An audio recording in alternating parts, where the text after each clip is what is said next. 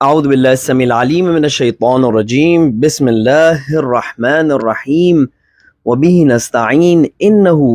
خیر ناصر ومعین وصلی اللہ علی سیدنا محمد وآلہ الطیبین الطاہرین اللہم صلی علی محمد وآل محمد۔ عزیزان گرامی، سامعین محترم، کاروان عطرت اور پروردگار متعال کے خاص مہینے کے چند آخری دنوں میں پروردگار متعال کے خصوصی مہمان، السلام علیکم ورحمۃ اللہ وبرکاتہ۔ امید ہے کہ آپ خیر و عافیت سے ہوں گے۔ پروردگار متعال کا شکر ادا کرتے کہ اس نے ایک دفعہ پھر ہمیں توفیق دی کہ شرح و ترجمہ دعا ابو حمزہ سمالی کے سلسلے کے ساتھ آپ کی خدمت میں حاضر ہوں۔ عزیزان گرامی، ہم نے آپ کی خدمت میں عرض کیا پچھلے دعا کے سیشن میں کہ ہم چند جملات کو، جو سوالیہ جملات ہیں، ان کو پروردگار متعال کے بارگاہ میں پیش کرتے ہیں۔ دراصل یہ جملات پروردگار متعال کے حمد و ثنا ہے۔ کچھ اس کے حوالے سے آپ کی خدمت میں تشریح بیان کرتے ہیں اور پھر انشاءاللہ دوسرے جملے کی طرف آگے بڑھتے ہیں، جس میں ہم نے عرض کیا پروردگار متعال کے بارگاہ میں کہ اگر تو نے ہمیں دھتکار بھی دیا تو ہم تیرے در سے اٹھ کر نہیں جائیں گے اور تیرے مدح و ثنا میں اپنی زبانوں کو بند نہیں کریں گے۔ یہ کانسیپٹ بھی ہمیں ڈسکس کرنا ہے کہ پروردگار متعال کے در سے دھتکارے جانے کا کیا مطلب ہے۔ مگر ممکن ہے کہ جس پروردگار متعال کو ہم نے تمام رحمانیت اور رحیمیت سے اور تمام ان صفات سے یاد کیا، جس کی مہربانیوں کو ہم بار بار ماہ رمضان میں گنتے رہے، کیا ممکن ہے کہ ہم ایسے پروردگار متعال کے در سے دھتکارے جائیں؟ خب، سب سے پہلے عزیزان گرامی سوالات کی طرف آتے ہیں۔ پہلا سوال یہ تھا کہ وہ ایو جہل یا رب لا یسعہ جودک، وہ کون سی جہالت ہے، وہ کون سی نادانی ہے۔ خب، یہاں پر پہلے ہم تصور کریں کہ ہم جاہل ہیں، اقرار کر رہے ہیں اس بات کا کہ ہم جہالت کے شکار ہیں اور جہالت کی ظلمتوں سے ہم بھرے ہوئے ہیں، لیکن پھر پروردگار متعال سے عرض کرتے ہیں کہ پروردگارہ کون سی جہالت ہے کہ جس پر تیری جود کے بادلوں کا سایہ نہ آ سکے، وہ کون سی جہالت ہے کہ جو تیرے جود کے احاطے سے باہر ہو۔ عزیزان گرامی، یہ اگرچہ کہ ظاہراً ایک سوال کی مانند ہے، لیکن در اصل پروردگار متعال کے جود کی صفت کی مدح و ثنا ہے، پروردگار متعال کے جواد ہونے کی، بخشندہ ہونے کی، پروردگار متعال کے بخشش کی جو صفت ہے اس کی مدح و ثنا ہے جو ہم پروردگار متعال کے بارگاہ میں پیش کر رہے ہیں، اور ہم کہہ رہے ہیں کہ کوئی بھی چیز تیرے جود اور سخاوت کے دسترس سے باہر نہیں ہے۔ اس کے بعد ہم پروردگار متعال کے بارگاہ میں عرض کرتے ہیں کہ او ایو زمان اطول من اناتک، پروردگار وہ کون سی چیز ہے کہ جس کی دوام اور پائیداری، جس کی عمر تیرے گنہگار بندوں کو مہلت دینے اور ان پر صبر کرنے سے زیادہ ہو۔ سب سے پہلے ہم خداوند متعال کے بارگاہ میں اپنے گنہگار ہونے کا اقرار کر رہے ہیں، اور پھر ہم پروردگار متعال سے عرض کر رہے ہیں کہ تو ہمیں فرصت دے، تو ہمیں مہلت دے، اور اس خواہش کو ہم اس انداز میں بیان کر رہے ہیں کہ پروردگارہ ہم جتنے بھی گنہگار ہوں، جتنے بھی بڑے مجرم ہوں، تیرا حلم، تیری بردباری، تیرا صبر کرنا گنہگاروں کے ساتھ اس کی کوئی انتہا نہیں ہے۔ وہ ایسی چیز ہے کہ جس کی مدت کبھی بھی پوری نہیں ہو سکتی۔ اب یہ در اصل پروردگار متعال کی مدح و ثنا بھی ہے، یعنی ہم پروردگار متعال کے حلم کی صفت کی مدح کر رہے ہیں، ہم پروردگار متعال کے گنہگار بندوں کے اعمال پر صبر کرنے کی صفت کی مدح پروردگار متعال کے بارگاہ میں بیان کر رہے ہیں۔ دیکھیں عزیزان گرامی، ایک جملہ ہے اور کتنے مختلف معانی اس میں سے نکل رہے ہیں۔ دیکھیں کتنا حق ہے ان جملات کا کہ ان پر غور و فکر کیا جائے۔ ہمارا مسئلہ یہ ہے کہ ان کلمات سے جب دوری اختیار کرتے ہیں تو ہمارا دین ہائی جیک ہو جاتا ہے۔ جب ہم اہل بیت علیہ السلام کے ان توحیدی کلمات سے، دعا ابو حمزہ سمالی سے، دعا عرفہ امام حسین ابن علی علیہ السلام سے، صحیفہ سجادیہ سے، مناجات خمس عشر سے، جب ان نورانی کلمات سے جب ہم دوری کرتے ہیں، جب ان پر غور و فکر نہیں کرتے، تو جو ہائی جیک کرنے والے ہوتے ہیں وہ ہمارے دین کو ہائی جیک کر کے ہمارے عقائد کو توحید سے دور کر دیتے ہیں۔ عزیزان گرامی، یہ اہل بیت علیہ السلام کا کلام ہے۔ میں آپ کو یقیناً کہہ سکتا ہوں کہ اگر واضح نہ ہوتا شاید ان کلمات کا امام علیہ السلام سے منتسب ہونا، تو ہم میں سے بہت سارے لوگ پڑھ کے شک کرنے لگتے کہ اتنی ساری توحید کیسے ہو سکتی ہے، اتنی ساری توحید تو ہم نے آج تک اپنے عقیدے میں نہیں دیکھی۔ لیکن کیونکہ اب امام سے یہ کلمات منتسب ہیں، کیونکہ اس میں کوئی شک نہیں ہو سکتا، کیونکہ اس میں کسی قسم کا شبہہ نہیں ہے، اسی لیے ہمیں پتہ چلتا ہے کہ حقیقی معرفت الہی کیا ہے، حقیقی معنی میں اہل بیت علیہ السلام کے معارف کیا ہیں، اور وہ معارف کہ جن کے ذریعے ہم پر مسلط ہونے کی کوشش کی جاتی ہے وہ کون سے معارف ہیں. بہرحال عزیزان گرامی، اس کے بعد ہم پروردگار متعال کے بارگاہ میں عرض کرتے ہیں وَكَيْفَ نَسْتَكْثِرُ أَعْمَالًا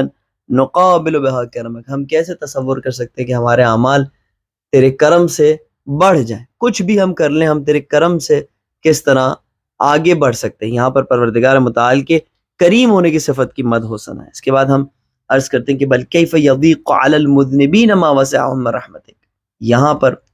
پروردگار متعال کی رحمت کی مدح و ثنا ہے کہ کس طرح ہو سکتا ہے کہ مذنبین پر یہ رحمت تنگ ہو جائے. پھر ہم عرض کرتے ہیں یا واسع المغفرہ یا واسط الیدین بالرحمہ، پھر فوعزتک یا سیدی لو نہرتنی ما برحت من بابک. پروردگار تیری عزت کی قسم ہے کہ اگر تو نے ہمیں دھتکار دیا یا مجھے دھتکار دیا اپنے در سے تو میں ہرگز تیرے در سے اٹھ کر نہیں جاؤں گا. ولا کففت عن تملقک، اور تیری مدح و ثنا کو بلند آواز میں بیان کرنے سے میں باز نہیں آؤں گا. تیری اچھائیوں کو عیاں طور پر بیان کرنے میں ہرگز کوتاہی نہیں کروں گا. میں تیرے در پر گریہ کرتا رہوں گا، تیرے در پر اشک بہاتا رہوں گا، تیری مدح و ثنا کرتا رہوں گا. سوال ہے عزیزان گرامی، اس جملے کے حوالے سے اس کی تشریح مختصر طور پر اور اس کا ترجمہ آپ کے خدمت میں پچھلے ریکارڈنگ میں عرض کیا، لیکن اب سوال یہ پیش آتا ہے کہ کیا ممکن ہے ایسے کریم رب کے در سے دھتکارے جائیں؟ یعنی ہم پروردگار متعال کے در سے ہمیں گیٹ آؤٹ کہہ دیا جائے. دھتکارے جانے کے لفظ کو سمجھانے کے لیے آپ کی خدمت میں یہ اصطلاح استعمال کر رہا ہوں. تو ہم نے تو پروردگار متعال کے بارے میں وہ صفات کا مطالعہ کیا کہ جس میں کرم اور بخشش اور رحمانیت کے سوا اور کچھ ہے ہی نہیں. اب یہ کیسے ممکن ہے کہ ہم پروردگار متعال کے در سے دھتکارے جائیں؟ عزیزان گرامی، ظاہری جملے کے معنی یہی ہے کہ ہمیں پروردگار متعال کے در سے دھتکار دیا جائے، یعنی اللہ سبحانہ و تعالی ہم سے کہے کہ تم یہاں سے اب نکل جاؤ. لیکن اگر واقعاً غور کریں تو ہم نے پروردگار متعال کے انداز کو اس طرح پایا قرآن مجید میں، دعاؤں میں، کہ وہ بندے کے کاموں کے نتائج کو اپنے سے نسبت دیتا ہے. وہ کہتا ہے کہ وَتُعِزُّ مَن تَشَاءُ وَتُذِلُّ مَن تَشَاءُ، یا یہ کہ یہدی من یشاء ویضل من یشاء، جس کی چاہتا ہے اس کی ہدایت کرتا ہے، جس کو چاہتا ہے اسے گمراہ کرتا ہے. تو ہم دیکھتے ہیں کہ گمراہی اور ہدایت اگر واقعاً پروردگار متعال نے خود انجام دینی ہو تو پس اگر میں گمراہ ہو گیا اور پھر میں جہنم گیا تو یہ تو پھر میرے ساتھ ظلم اور زیادتی ہوگی کہ جبریہ طور پر مجھے گمراہ کیا اور مجھے جہنم میں ڈالا جا رہا ہے. لیکن کیونکہ ہمیں پتہ ہے کہ پروردگار متعال کے یہاں ظلم کا کانسیپٹ نہیں ہے، عدل ہے، بلکہ اس سے بڑھ کے فضل ہے،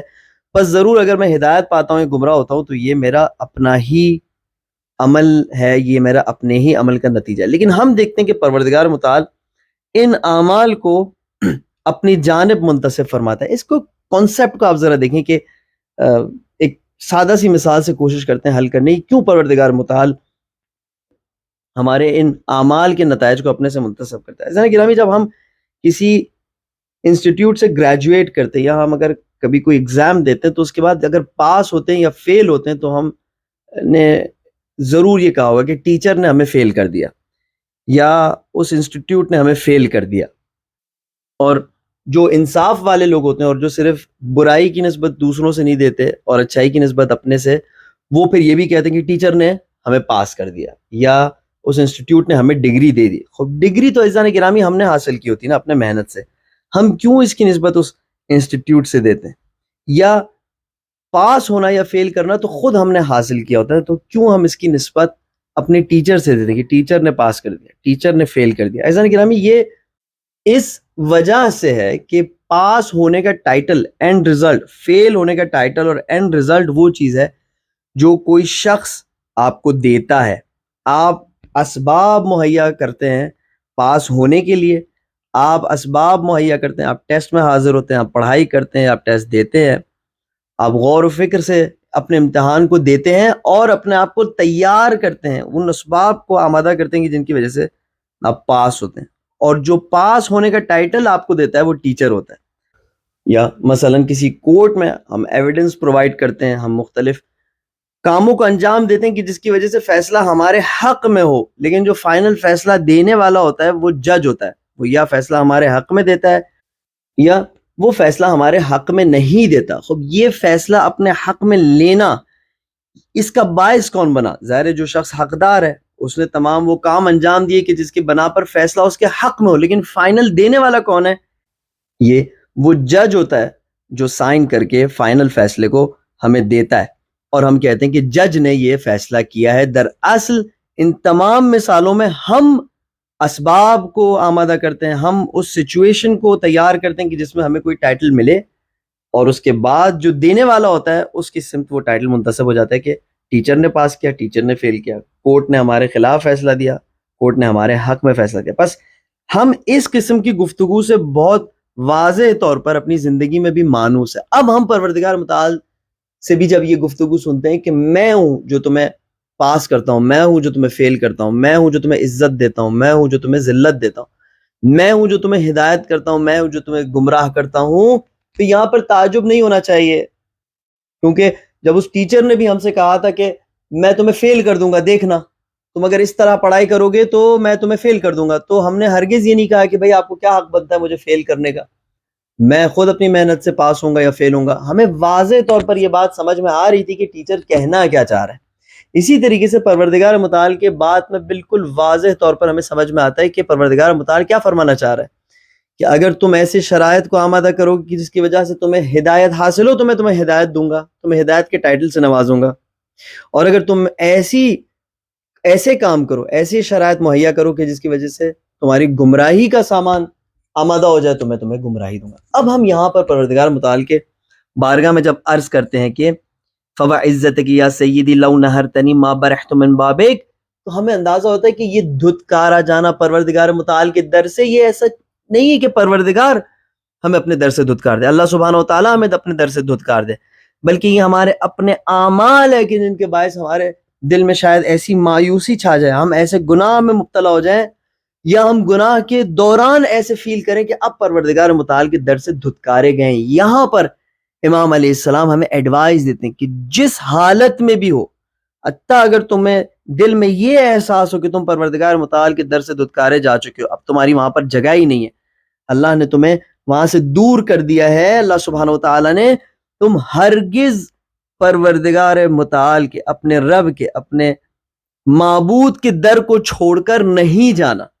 ہمیں اکثر یہ بتایا جاتا ہے کہ گناہ سے بچو یا گناہ کر لو تو استغفار کرنا، لیکن اس ڈیٹیل میں ہمیں کوئی نہیں سمجھاتا کہ اگر اب گناہ میں مبتلا ہو گئے، گناہ کے بیچ پروردگار متعال کا خیال ہے تو کیا کریں۔ کوئی شخص گناہ میں مبتلا ہے، مثلا چوری کر رہا ہے، ڈاکہ ڈال رہا ہے، کسی کا حق چھین رہا ہے، بیچ میں پروردگار متعال کا اسے خیال آ گیا، اب وہ کیا کرے؟ کہ اپنے آپ کو پروردگار متعال کے در سے دھتکارا ہوا سمجھے؟ بہت ساری عجیب و غریب سچویشنز ہوتی ہیں، ذرا گرامی ہمارے لیے بہت آسان یہ کہہ دینا کہ بس اسی ٹائم چھوڑ دے اور وہ چوری سے باز آ جائے اور یہ کر لے اور وہ کر لے۔ نہیں ہے ذرا گرامی، انسانوں کے مسائل ان چیزوں سے کئی گنا زیادہ کمپلیکیٹڈ ہوتے ہیں، تو اسی لیے انسان کو ضروری ہے کہ اس بات کو سمجھے کہ اگر وہ کبھی اتنے خطرناک سچویشن میں مبتلا ہو جاتا ہے کہ وہ احساس کرتا ہے کہ پروردگار متعال کی در سے دھتکارا گیا ہے، تب اسے کیا کرنا چاہیے؟ تب وہ پروردگار متعال سے گفتگو کرے، تب وہ کہے کہ اگر تو نے مجھے اپنے در سے دھتکار بھی دیا تو میں ہرگز اٹھ کر نہیں جاؤں گا۔ یہ ایک بہت سمپل مثال ہے کہ جب انسان بیمار ہوتا ہے، جب اس کا ایکسیڈنٹ ہو جاتا ہے، تو اگر وہ ڈاکٹر کے پاس نہ جائے، بھلے اس ڈاکٹر نے پہلے اس سے کہا ہو کہ دیکھو اگر زیادہ شوگر کھا لو گے تو بیمار ہو جاؤ گے، اگر احتیاط نہیں کرو گے تمہارا ایکسیڈنٹ ہو جائے گا، اب اگر اس کا ایکسیڈنٹ ہو گیا، اگر زیادہ شوگر استعمال کر لی، شوگر ہائی ہو گیا، تو اب کیا پلٹ کر اس ڈاکٹر کے پاس نہ جائے اس ڈر سے کہ اسی نے تو مجھے منع کیا تھا، اب میں کیا واپس پلٹ کے جاؤں؟ نہیں عزیزان گرامی، وہ ڈاکٹر بھی کہے گا کہ چلو اب بھی میرے پاس آ جاؤ، اب بھی میں تمہارا علاج کروں گا، اور اس کے بعد مجھے وعدہ کرنا کہ اب اپنے صحت کا خیال رکھو گے، بے احتیاطی نہیں کرو گے۔ اسی طرح ہم پروردگار متعال کے در سے اگر کبھی احساس کریں کہ دھتکارے گئے، اگر کبھی گناہ کے بیچ میں بہت بری سچویشن میں ہمیں پروردگار متعال کا خیال آئے، تو ہرگز یہ نہ محسوس کریں کہ اب ہماری بخشش نہیں ہے، بلکہ اسی وقت پروردگار متعال سے اپنے دل میں ایک رابطہ جوڑیں، اسی وقت ہم کہیں کہ یا اللہ، یا حبیب من لا حبیب لہ، یا طبیب من لا طبیب لہ، اے طبیب اس کے کہ جس کا کوئی طبیب نہ ہو، یہ میرا گناہ، یہ میری حالت، میری بیماری ہے یا اللہ، اگر اس بیماری کی حالت میں تجھ سے فرار کروں تو کس کے پاس جاؤں؟ پھر میرا علاج کون کرے گا؟ میرے پاس کوئی چارہ نہیں ہے کہ اس حالت میں بھی تیرے سامنے ہوں، تیرے بارگاہ پہ حاضر ہوں اور تجھ سے عرض کروں کہ یا طبیب من لا طبیب لہ، اے وہ ڈاکٹر، اے وہ طبیب کہ جس کا کوئی طبیب نہیں ہے، کہ جس کی بیماری کا کوئی علاج کرنے والا نہیں ہے، تو میری اس بیماری کا علاج کر۔ تو میری ان مصیبتوں کا، ان بیماریوں کا کہ جن کی وجہ سے میں تجھ سے دور ہو جاتا ہوں، تو ان کا علاج کر۔ لہٰذا ہم کہتے ہیں کہ فوعزت ہے کہ یا سیدی لو نہرتنی ما برحت من بابک، اگر تو نے ہمیں دھتکار بھی دیا، اگر ہم اپنے کاموں کی وجہ سے تیرے در سے احساس کریں کہ دھتکارے جا چکے ہیں، لیکن پھر بھی ہم اس بات کو ذہن میں رکھیں گے، نا امید نہیں ہوں گے۔ ولا کففت عن تملقک، اور ہم تیری مدح و ثنا کو بہترین انداز میں، بالغ ترین انداز میں بیان کرتے رہیں گے، اور وہ اس وجہ سے کہ لمن تہا الیہ من المعرفت بجودک و کرمک، تیرے جود اور کرم کی پہچان جو ہمیں حاصل ہوئی ہے، تو وہ ہرگز ہمیں تیرے در سے جدا نہیں ہونے دے گی۔ عزیزان گرامی، اپنا خیال رکھیے گا، اپنی دعاؤں میں یاد رکھیے گا۔ سبحان ربک رب العزت عما یصفون وسلام علی المرسلین والحمد للہ رب العالمین۔ السلام علیکم ورحمۃ اللہ وبرکاتہ۔